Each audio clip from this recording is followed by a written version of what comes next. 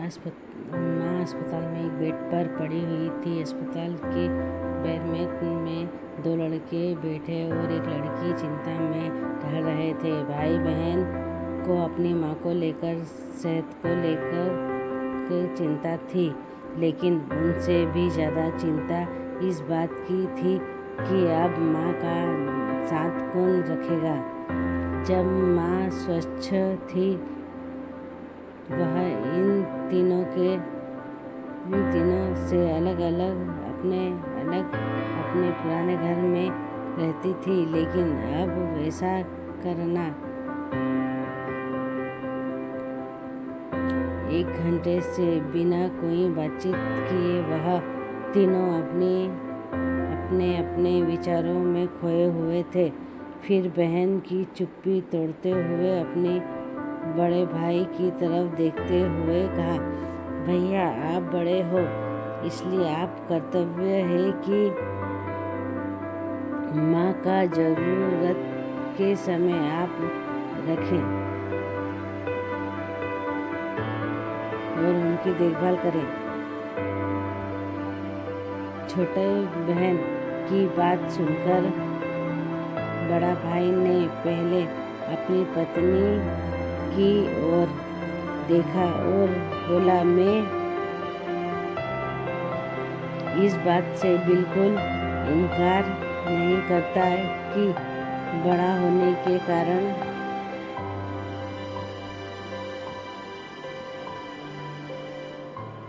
मेरे की देखभाल करने का कर्तव्य है, लेकिन तुम तो जानती हो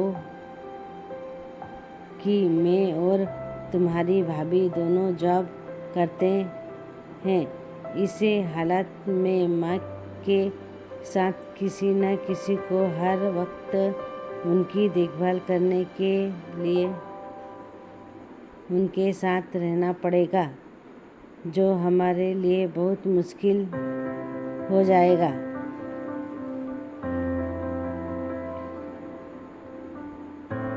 बहन, तुम तो पूरे दिन घर ही रही हो, तुम माँ को अपने साथ क्यों नहीं रख लेती?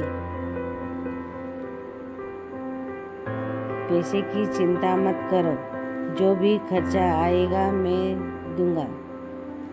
सुनील, भैया आप तो जानते हो कि मैं माँ से कितना प्यार करता हूँ, लेकिन आप यह भी जानते हो कि मेरे ससुराल वाले कैसे हैं। मैं यह बिल्कुल बर्दाश्त नहीं कर पाऊंगी कि कोई मेरी माँ को और मेरे भाइयों को भला बुरा कहे। इसलिए अच्छा यही होगा कि माँ को अनिल भाई के साथ रखा जाए। बड़ा भाई सुनील ने भी छोटे भाई अनिल के यहाँ माँ को रखने के लिए सहमति जताई। आप यह कैसी बात कर रहे हो? क्या आप नहीं देखा है कि माँ कभी भी मेरे घर 2 दिन से ज़्यादा रही ही नहीं। इसका मेरे यहाँ मन नहीं लगता। फिर कैसे वह इतने दिन मेरे घर रह पाएगी? छोटे भाई ने अपनी सहमति जताते हुए कहा। इससे पहले कि चर्चा का कोई नतीजा निकलता, एक नर्स वहाँ दौड़ती हुई आई और कहने लगी, क्या आप ही वार्ड नंबर 4 में भर्ती मरीज के रिश्तेदार हो? आपको डॉक्टर साहब अंदर बुला रहे हैं। तभी सभी घबरा गए और दौड़ते हुए डॉक्टर के पास पहुँचे।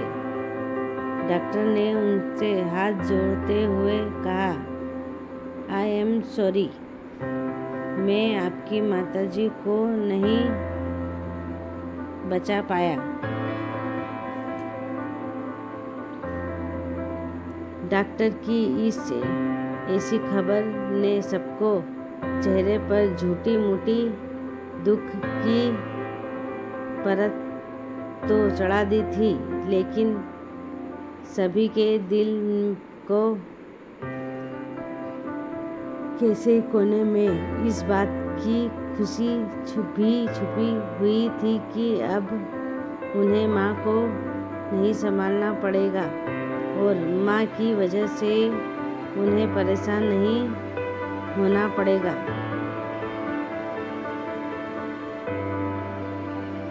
दोस्तों, छोटी सी यह इमोशनल कहानी ही समाज को सत्य है। यह लोग ऊपर से जो दिखते हैं वह अंदर से नहीं होते। जो माँ बाप अपने चार बच्चों को बिना किसी शिकायत के बड़ी आसानी से संभाल पाते हैं, आगे चलकर ज़रूरत पड़ने पर यही 4 बच्चे मिलकर भी उन्हें नहीं संभाल पाते। नहीं संभाल पाते चाहते। बच्चों को यह बात नहीं भूलनी चाहिए, जैसे वह बोएंगे वैसा ही तो काटेंगे। अगर आज वह अपने माँ बाप के साथ बुरा बर्ताव करते हैं तो उन्हें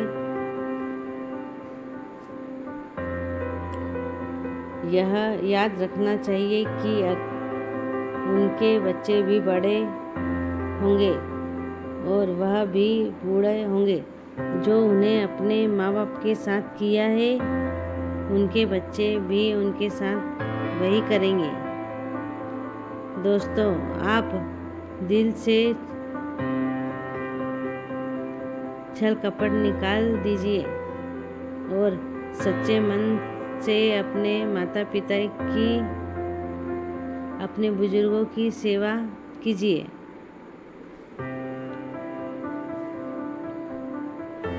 आपने इस कहानी को पूरा